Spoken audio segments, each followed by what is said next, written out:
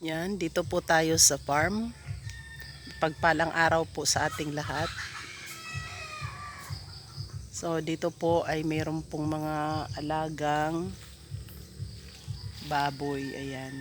Mga native po yan. Native po sila.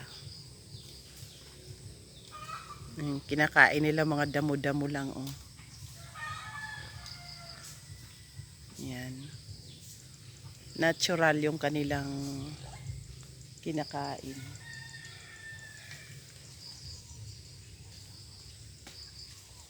May inahin dyan. Yung isa ayun oh. Ayan. Dito po yan sa tabi ng daan. Sa may lote po natin dyan. Ayan yung lote natin na lininis. Ayan. Ayan si Brother Noli nagtatanim. Ayan. Nalinis na rin yan. At itatanim po natin yung mga kamuting kahoy at saka yung mulberry na yun. So ito po, nasa ilalim po tayo ng mga puno ng mangga. Ayan. Kaya napakalamig po dito. At yung hangin. Grabe ang sarap ng klima dito. Dahil nasa ilalim po tayo ng mga puno. Dito po ito sa tabi ng farm. Farm po nila yan. Ayan, nakabakod ng ganyan.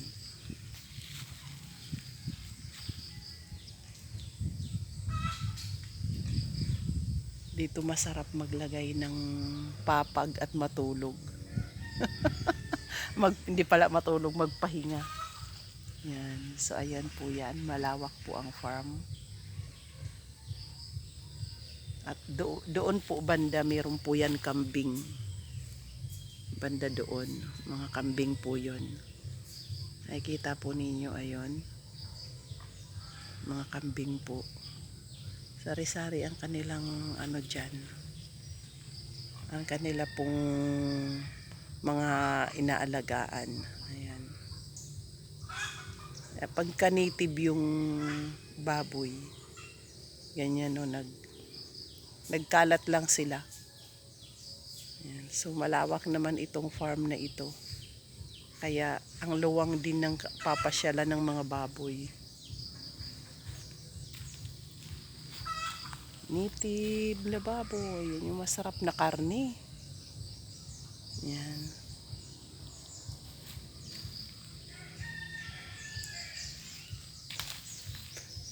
Kaya malamig po dito. Dahil na marami po siyang puno. Manggahan po siya. Yan, mga mangga po yan. Kaya pag panahon po ng mangga,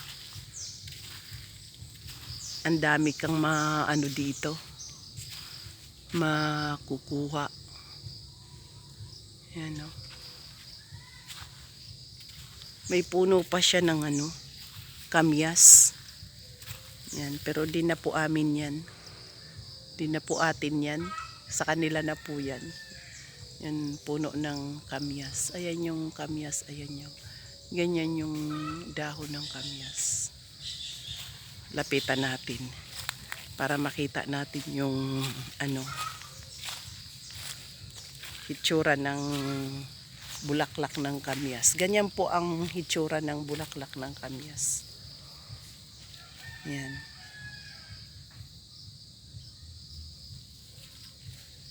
Maluluwang ang lupain. Ayun, may mga bulaklak pa banda doon. O, ayun o. Ayun, namumulaklak pero mataas na siya. Yan. Yan. Dito po yan sa munting lote na ating pong pinangarap. Kaunti lang yung pangarap